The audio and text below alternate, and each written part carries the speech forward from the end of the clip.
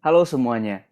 Hari ini saya akan kembali membahas sebuah pelajaran yang saya kutip dari kehidupan sehari-hari. Itu adalah tentang latte factor. Apa itu latte factor? Anda tahu kopi latte? Anda tahu cafe latte? Kopi susu yang ada seni artnya ataupun seni mengukir gambar di atas kopi ataupun di atas minuman itu adalah latte. Kenapa dinamakan sebagai latte factor? Jadi begini, dalam kehidupan sehari-hari kita sering sekali menghabiskan uang-uang kecil. Yang disebut sebagai uang-uang kecil adalah contoh, kita membeli secangkir kopi seharga 30 sampai 50 ribu. Yang kita tahu kalau misalnya kita membuat kopi itu sendiri, hanya menghabiskan sekitar 5 sampai 7 ribu rupiah, paling mahal. Nah, yang dinamakan sebagai latte factor adalah kita terbiasa ataupun karena gaya hidup yang memaksa, kita jadi terbiasakan untuk menghabiskan uang-uang kecil tersebut ke dalam latte factor. Bayangkan satu hari kita menghabiskan uang 30 ribu untuk latte factor. Dalam satu minggu ada 6 hari ataupun 5 hari kerja bagi mereka. Kita hitung 5 hari kerja saja.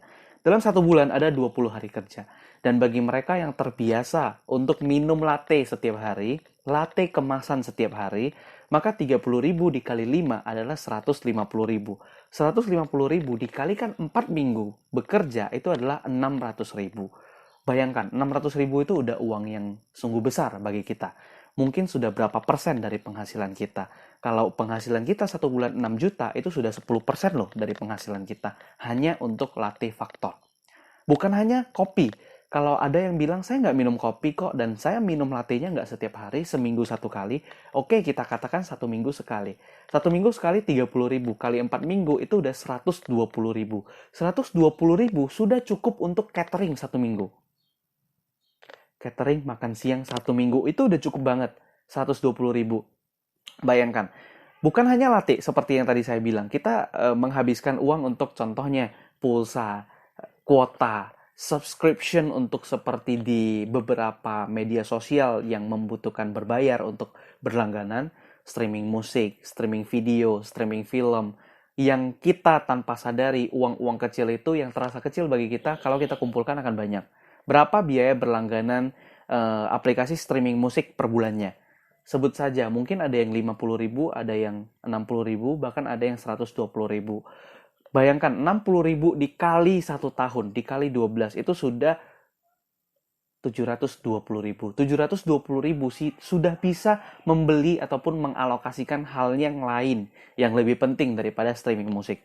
Toh bukannya streaming musik itu harus cuman yang berbayar, banyak juga aplikasi streaming musik yang gratis. Nah, jadi latte factor yang ingin saya tekankan di sini adalah kita tanpa sadar sering menghabiskan uang-uang kecil untuk latte factor tadi. Membeli kopi, streaming musik, beli kuota, beli pulsa, ataupun termasuk seperti uang parkir di mall.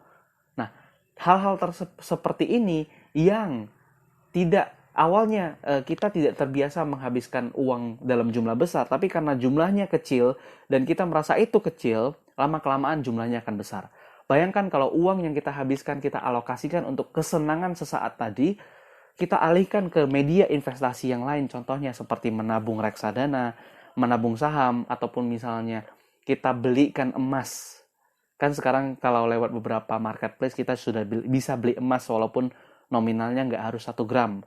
Nah, kita beli sedikit-sedikit, lama-kelamaan itu akan jadi sesuatu, akan jadi hasil ke depannya. Daripada kita menghabiskan uang untuk boba tea yang kita nikmati mungkin hanya setengah jam sampai 1 jam, terus kita cerna keluar dan selesai.